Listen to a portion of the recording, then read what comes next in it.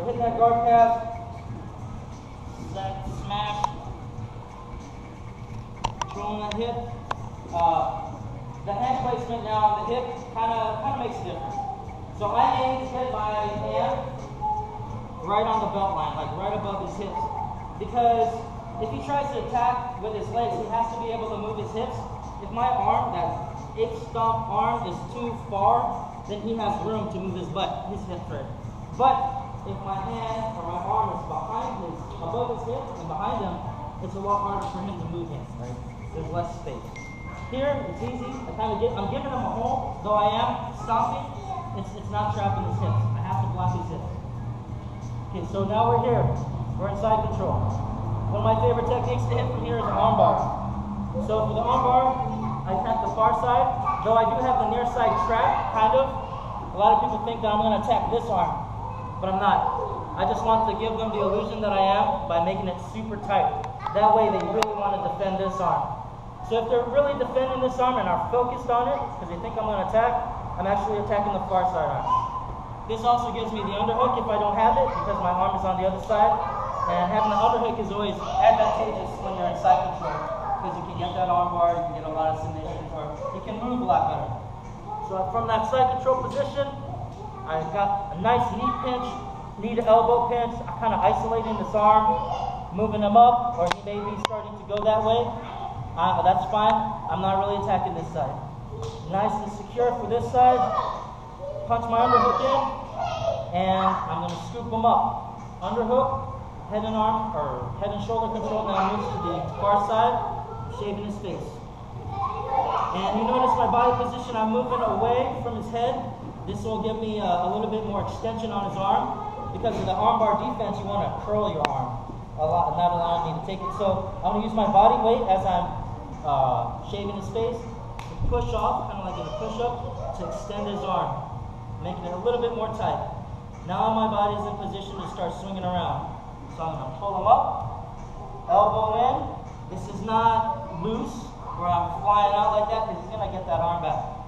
Knowing that I don't want this to be loose, so my elbow is like gliding along his body, curling it in, maintaining that kind of push-up position, trapping his head. Because like I said earlier, escapes are space, and if I want to prevent escape, I've got to close that space. So if I'm loose here, I give him all this room to move, and he can get a re-guard in, covered guard, he can escape. So I'm super tight here. Post up, grab. So now I've got 2-on-1, and I'm really hugging this arm. This is mine now. I'm just going to turn and pivot. Follow my butt. Sliding down the pole, catching that thumbs up, getting the arm bar. So arm bar attack from the side control position. So we just did that guard pass.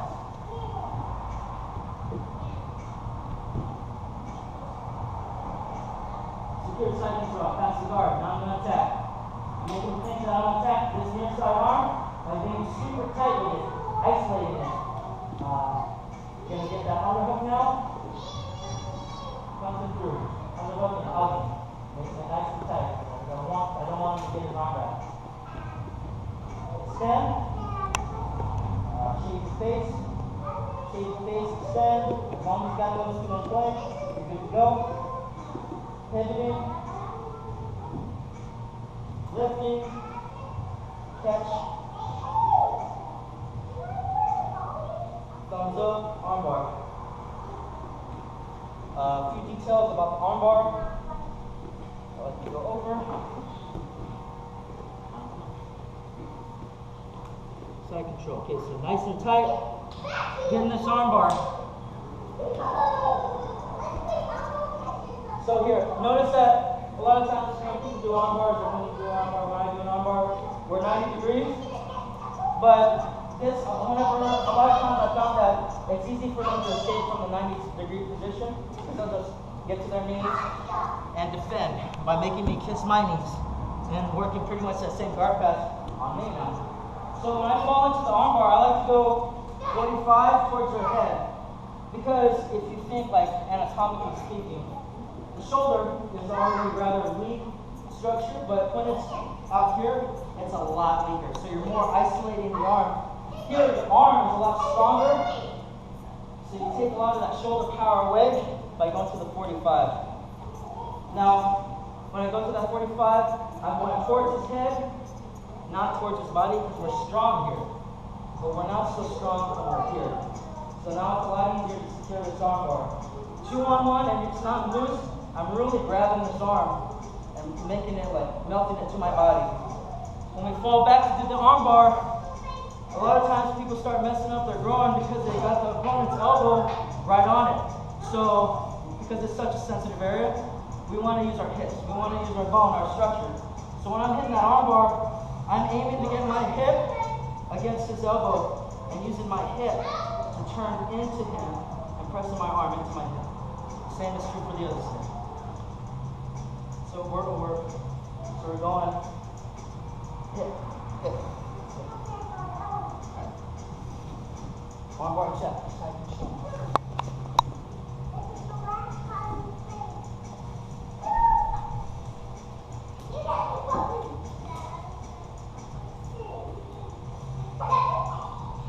Any questions? Yep.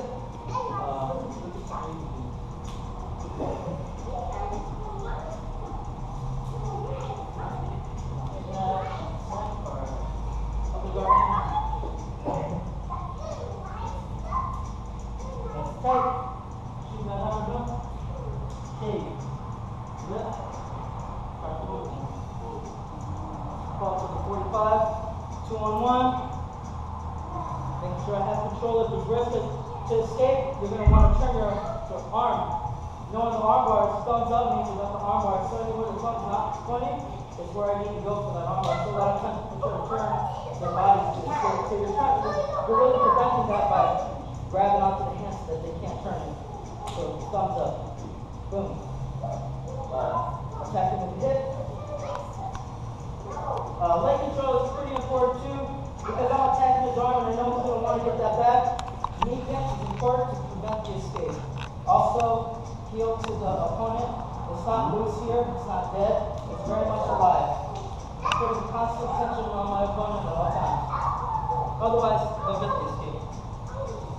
Any questions? Alright, same thing. Ready? Go.